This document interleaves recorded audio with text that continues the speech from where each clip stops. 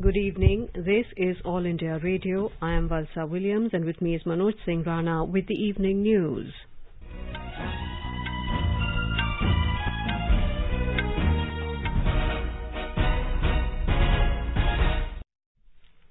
The headlines. Prime Minister Narendra Modi to participate virtually in outreach session of G7 summit tonight. Exemptions and GST reductions on COVID-related equipment and drugs extended till September. Antifungal drug amphotericin B and antiviral drug tocilizumab exempted from any kind of GST. National recovery rate of COVID-19 reaches 95.07%. Over 24 crore 96 lakh COVID vaccine doses administered so far. Centre provides more than 25 crore 87 lakh vaccine doses to states and union territories. Mizoram extends lockdown for another week. Union government increases central allocation to over 10,870 crore rupees to Uttar Pradesh for implementation of Jaljeevan mission. Saudi Arabia restricts annual Hajj pilgrimage to its own citizens and residents in response to coronavirus pandemic. In Afghanistan, 7 people killed in 2 blasts. World Day Against Child Labour is being observed today. In French Open tennis, titled clash between Barbara Krejcikova and Anastasia Pavlyuchenkova is underway.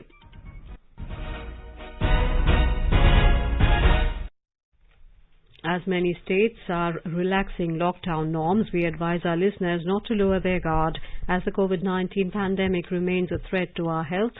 Please stay at home unless it is essential to go out and continue to follow the 4 simple steps. Wear a face mask, maintain 2 gaz ki duri for social distancing, focus on hand and face hygiene and get vaccinated. For any COVID-related information and guidance, contact National Helpline number 011-2397-8046 and 1075. And now the news. Prime Minister Narendra Modi will participate in the outreach sessions of the G7 summit today and tomorrow in a virtual format. UK Prime Minister Boris Johnson has invited Mr. Modi for the summit, which began at Cornwall in England yesterday. The United Kingdom currently holds the presidency of the G7 and has invited India, along with Australia, South Korea and South Africa, as guest countries for the G7 summit. The meeting is being held in hybrid mode. The Group of 7 or G7 is an informal group of 7 countries that includes the United States, Canada, France, Germany, Italy, Japan and the United Kingdom. The theme for the summit is Build Back Better, and the UK has outlined 4 priority areas for its presidency. The leaders are expected to exchange views on the way forward on global recovery from the pandemic with a focus on health and climate change. Meanwhile, UK Prime Minister Boris Johnson urged the fellow world leaders to build back better after the COVID pandemic. Addressing the G7 summit in Cornwall, Prime Minister Johnson said it was vital to learn from the mistakes of the 2008 financial crisis and tackle the scar of inequality. Prime Minister Narendra Modi has said that India's Aspirational Districts program aims to ensure inclusive and all-round development across the nation. In a tweet today, Mr. Modi has said many districts have witnessed holistic transformation under this program. He expressed happiness on a report wherein the United Nations Development Program India has lauded the Aspirational Districts program, terming it a very successful model of local area development. The report said neglected districts and areas affected by left-wing extremism have experienced more growth and development in the last 3 years than ever before due to concerted efforts made under the program. It further said the Aspirational Districts program has been immensely successful in propelling development among the backward districts. The report was handed over by UNDP India Resident Representative Shoko Noda to Niti Aayog Vice Chairman Dr. Rajiv Kumar and CEO Amitabh Kant yesterday. It captures the progress of the Aspirational Districts program and makes recommendations for further improvements. The report found that the program has acted as a catalyst for expediting development in several districts. The report also acknowledged the remarkable commitment shown by Prime Minister Narendra Modi towards the program. Since the beginning of this program, the Prime Minister has constantly motivated district collectors to deliver their best at the field level. The Aspirational Districts program was launched by Prime Minister in January 2018 as a part of the government's effort to raise the living standards of its citizens and to ensure inclusive growth for all. Prime Minister Narendra Modi will deliver a keynote address virtually at the United Nations during the high-level dialogue on desertification, land degradation and drought on Monday. Permanent Mission of India to the UN has said the Prime Minister will be speaking at the opening segment in his capacity as the President of the 14th session of the Conference of Parties of United Nations Convention to Combat Desertification, UNCCD. It said that President of the General Assembly, Deputy Secretary General, President of ECOSOC and Executive Secretary of the UNCCD will also speak on the occasion. The high-level dialogue will assess the progress made in the fight against desertification, land degradation and drought. It will also map the way forward in view of the end of the UN Decade for Deserts and the fight against desertification and the beginning of the UN Decade on Ecosystem Restoration. This will include generating momentum and raising ambition for using land restoration as a key entry point. The GST Council today largely accepted the recommendations of the group of ministers constituted to look into extending the ambit of GST concessions on COVID treatment-related medical devices and drugs. Briefing the media in New Delhi, Finance Minister Nirmala Sitharaman informed that the Council has agreed to completely exempt antifungal drug amphotericin B and antiviral drug tocilizumab from any kind of GST. The minister added that the GST on another critical drug, remdesivir, used in treatment of COVID patients has been reduced from 12% to 5%. Additionally, GST on anticoagulant heparin and any other specified drug recommended by the Health Ministry for COVID-related treatment will stand reduced at 5%. Ms. Sitharaman said that the GST Council agreed to reduce GST from the existing 12% to 5% on medical-grade oxygen, oxygen generation equipment and related medical devices in order to extend relief to the people. In addition to this, COVID testing kits, pulse oximeters, temperature checking equipment and hand sanitizers would also now be cheaper as GST on them have been reduced to 5%. The Council also agreed to cut down GST on ambulances from existing 28% to 12% and on electric and gas furnaces or crematoriums from 18% to 5%. The GST Council also extended the timeline of exemptions and GST reductions on COVID-related equipment and drugs till September this year. The period up to August was the recommendation. After discussion in the Council, that has been extended to September. So this will be valid till September 30th. And based on the advice and also from the states, the input, whether that period has to be further extended will be taken as a call nearer the time. And the GIC will take the responsibility of eliciting the opinions, taking the political leadership's inputs and meeting to take a final word on whether that extension should be furthered after September. The centre today refuted claims by certain sections of the media alleging inconsistency in COVID-related management in rural parts of the country. The Union Health Ministry has emphatically asserted that the centre has been working towards effective COVID-19 management in rural India by sustained strengthening of the rural health infrastructure and through focused public health measures in active collaboration with the states. It added that with the strength of nearly 76,000 health and wellness centres spread across the country, over 41 crore 24 lakh people have been effectively attended and screened for multiple health-related issues since February last year. The ministry informed that during the COVID-19 pandemic, Ayushman Bharat Health and Wellness Centres played a significant role in undertaking public health action related to COVID prevention and also assisted in non-COVID essential health services. The Union Health Ministry has rebuffed claims regarding COVID death toll in the country reported in an international media, terming it to be baseless. The ministry has said that the unsound analysis of this speculative article is based on extrapolation of data without any epidemiological evidence. It added that the studies which are used by the magazine as an estimate of excess mortality are not validated tools for determining the mortality rate of any country or region. The Health Ministry said the centre has been transparent in its approach to COVID data management, and guidelines for appropriate recording of COVID-19 related deaths issued in May last year are being rigorously followed. It added that the need for a robust death reporting mechanism has always been emphasised for monitoring district-wise cases and deaths on a daily basis.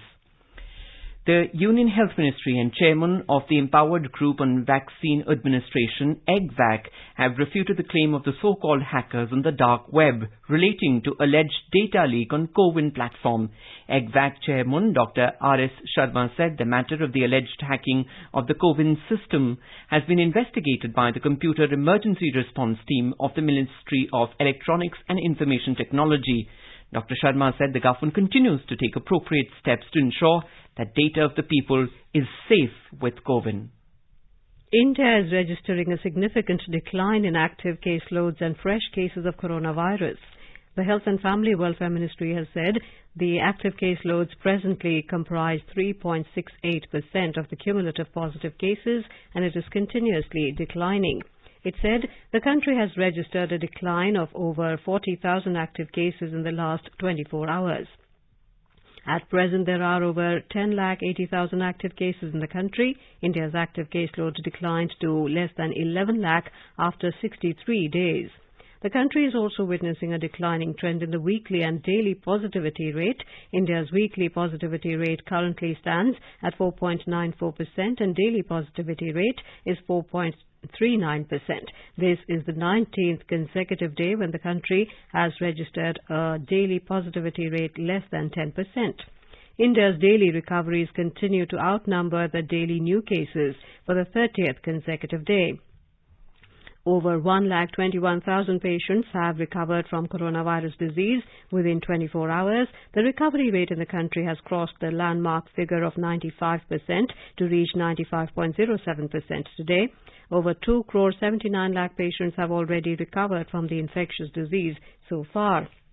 India has administered over 24 crore 96 lakh COVID vaccine doses to beneficiaries so far. The Health and Family Welfare Ministry has said over 34 lakh 33,000 vaccine doses were administered to beneficiaries within 24 hours. The liberalized and accelerated Phase 3 strategy of COVID-19 vaccination has already started in the country. The centre has so far provided more than 25 crore 87 lakh vaccine doses to states and union territories. The vaccines have been provided both through the centre's free-of-cost channel and through the direct state procurement category. The Union Health Ministry has informed that over 24 crore 76 lakh doses of the vaccines have been consumed, including wastages so far. It added that more than 1 crore 12 lakh COVID vaccine doses are still available with states and union territories to be administered. The ministry said more than 10 lakh 81,000 vaccine doses are in the pipeline and will be received by states and union territories within the next 3 days. The COVID recovery rate in the national capital Delhi continues its upward trajectory, with the positivity rate declining to nearly 0.30%. The city recorded 213 fresh COVID cases in the last 24 hours, while 497 people successfully recovered from it in the same time span. Odisha has been witnessing a sustained decline in daily COVID-19 cases. A total of 4,852 people were reported COVID positive today, as against more than 5,000 cases daily for about the last 50 days. The state has also reported the recovery of as many as 8,516 patients during the last 24 hours. More in this report. Odisha has cumulatively tested more than 1 crore 25 lakh samples till date, resulting in a combined total of above 8 lakh 73,000 COVID-19 positive cases. But the sustained slide back in Delhi cases has taken the active caseload of the state down to about 62,000 as on date. However, COVID-19 fatalities continue to stay put in the range of 40 to 50 per day, with as many as 47 persons succumbing to the virus during the last 24 hours alone. Here is Chandradas, AIR News, Bhubaneswar. In Mizoram, the ongoing restrictions of total lockdown in urban areas will continue for another week till 4 a.m. on the 21st of this month. The State Disaster Management Authority today decided to continue with the ongoing restrictions to prevent further escalation of COVID-19 cases in the state. In Sikkim, the state government has notified new measures to control COVID-19 with further relaxations. The new guidelines will be effective from 5 a.m. on the 14th of June till when the current complete lockdown will be in place to 5 a.m. on the 21st of June. The current lockdown was implemented from the 16th of May due to a surge in cases and was extended in phases. More from our Gangtok correspondent. As per the new guidelines effective during 14th to 21st June, restrictions on interstate and inter-district movement will continue, excluding the movement of army, government officials, commercial goods, vehicles, and for emergency and essential services. All vehicles, including private cars, taxis, and two-wheelers, will be allowed to ply with odd-even stipulation within districts. Two-wheelers will be allowed to ply without pillion riders. Government vehicles will be allowed to operate without the odd and even stipulation from 9 a.m. to 5:30 p.m. locally. The odd-even rule will not be applicable to commercial goods vehicles, including trucks ferrying essential commodities. Movement of passengers boarding or returning from Pakyong or Bagdogra airports and New Jalpaiguri railway station in West Bengal will be allowed on the production of journey tickets and negative RT-PCR reports conducted within 72 hours of arrival. With Saikar Sarkar, Paijat Sharma from Gangtok for AIR. In Manipur, Chief Minister N. Biren Singh inaugurated a newly set up COVID Intensive Care Unit ICU, Accident Trauma Center and a COVID Care Center as part of the arrangement to combat the coronavirus pandemic. While inaugurating this health infrastructure, the Chief Minister said that the rate of vaccination in the state is high, with nearly 6 lakh people vaccinated till now, and many people continue to turn up in order to get vaccinated. He appealed to the public not to believe in any misleading and false rumors regarding the vaccine and its effect. You're listening to the evening news on All India Radio. A reminder of the headlines before we move on. Prime Minister Narendra Modi to participate virtually in outreach session of G7 summit tonight. Exemptions and GST reductions on COVID-related equipment and drugs extended till September. Antifungal drug amphotericin B and antiviral drug tocilizumab exempted from any kind of GST. National recovery rate of COVID-19 reaches 95.07%. Over 24 crore 96 lakh COVID vaccine doses administered so far. Centre provides more than 25 crore 87 lakh vaccine doses to states and union territories. Mizoram extends lockdown for another week. Union government increases central allocation to over 10,870 crore rupees to Uttar Pradesh for implementation of Jaljeevan mission. Saudi Arabia restricts annual Hajj pilgrimage to its own citizens and residents in response to coronavirus pandemic. In Afghanistan, 7 people killed in 2 blasts. World Day Against Child Labour is being observed today. And in French Open tennis, title clash between Barbara Krejcikova and Anastasia Pavlyuchenkova is underway. For quick news updates round the clock, follow us on our Twitter handle at AIR News Alerts. चलो मिलकर एक शुरुआत करें, चलो एक फैसला आज करें, मास्क नहीं तो टोकेंगे, कोरोना को रोकेंगे, चलो एक इरादा करते हैं, चलो कुछ वादा करते हैं, मास्क नहीं तो टोकेंगे, कोरोना को रोकेंगे. Welcome back to the evening news. The Centre has been disseminating awareness of 6 national helpline numbers created for the benefit of citizens during the COVID-19 pandemic. The child helpline number is 1098. For senior citizens of Delhi, Karnataka, Madhya Pradesh, Rajasthan, Tamil Nadu Telangana, Uttar Pradesh and Uttarakhand, the helpline number is 14567. The helpline number of National Institute of Mental Health and Neurosciences, NIMHANS, for psychological support is 08046110007. Ayush COVID-19 counselling helpline number is 14443 and MyGov WhatsApp help desk number is 9013151515. The News Services Division of All India Radio in its bilingual live phone-in program tonight under Corona Jagrukta series will bring you a special discussion on COVID-19. Dr. Sandeep Mishra, Professor of Cardiology at AIIMS, New Delhi, will participate in the live discussion.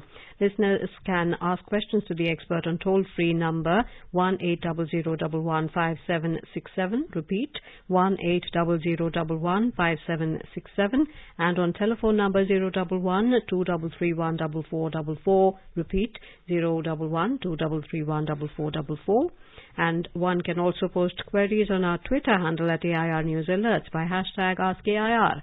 This can be heard on FM Gold channel and additional frequencies from 9:30 p.m. onwards. This program will also be available on our website newsonair.com and on our YouTube channel News on AIR Official.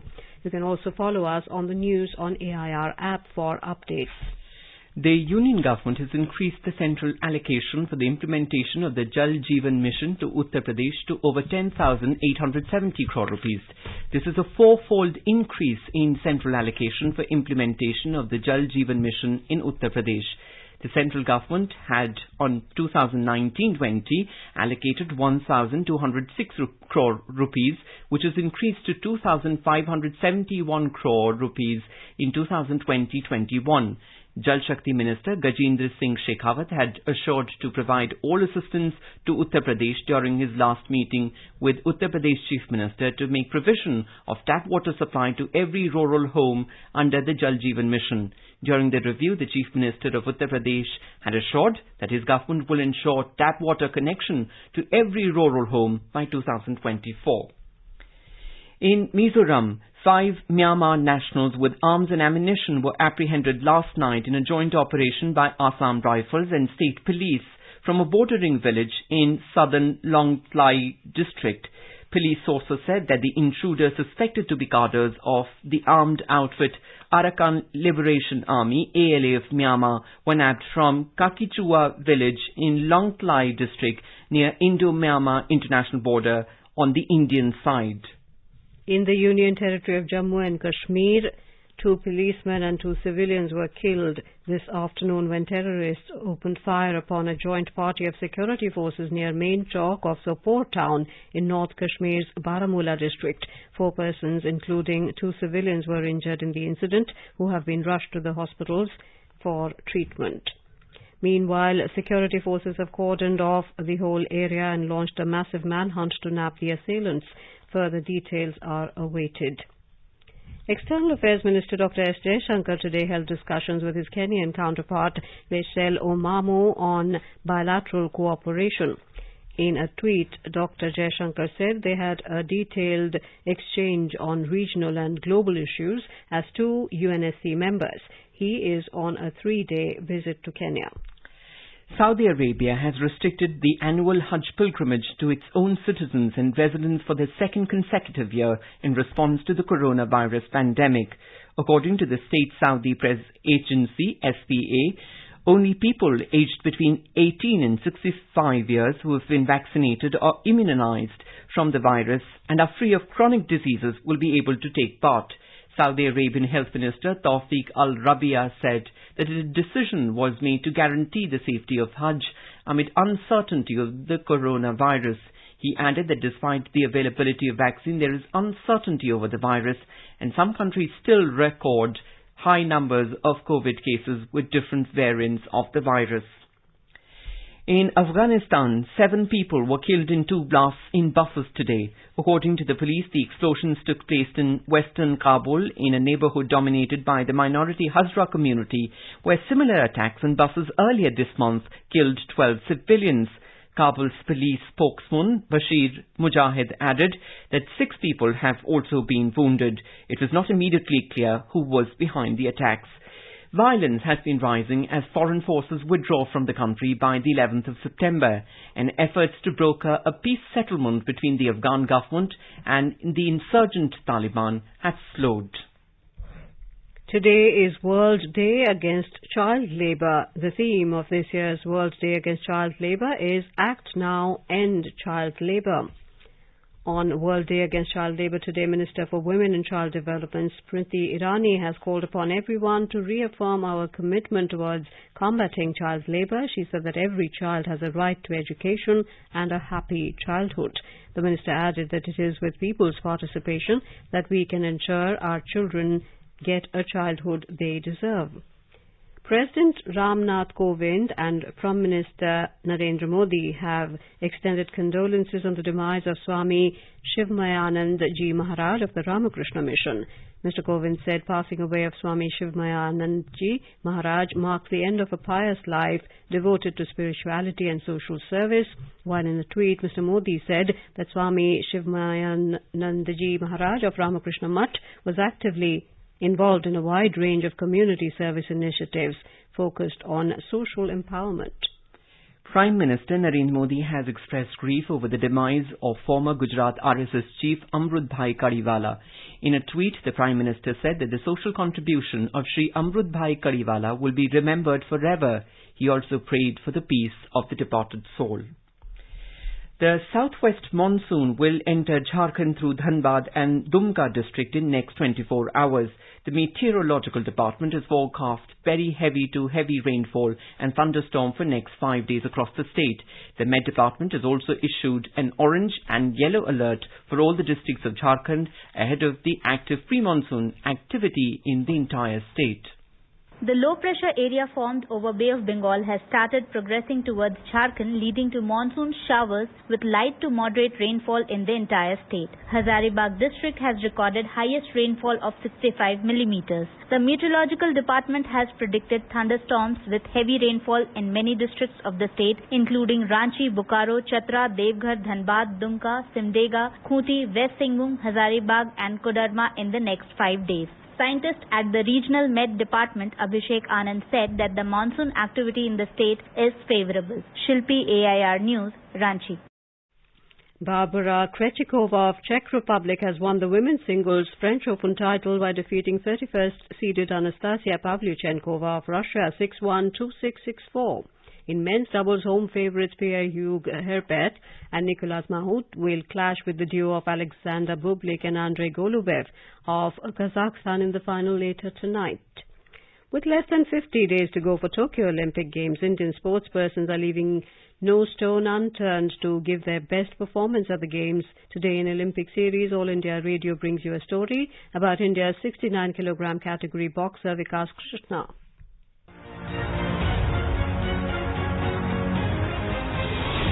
Indian boxers have been performing well in Olympic Games. During Tokyo Olympics, 9 Indian boxers have gained the quota, including 4 women and 5 men boxers. Vikas Krishna, born on 10 February 1992 in Hisar, Haryana, is an experienced fighter who has more than 10 years of brilliant boxing career. He made the nation proud by winning gold medals in 2010 Asian Games and 2018 Commonwealth Games. Vikas led India for the first time during 2012 London Olympic. After Vijender Singh, he is only the second Indian boxer to have earned the Olympic quota 3 times. Vikas will try to improve his 2016 Rio Olympics quarter-final finish and win a medal this time. He said that he joined boxing due to encouragement by his father.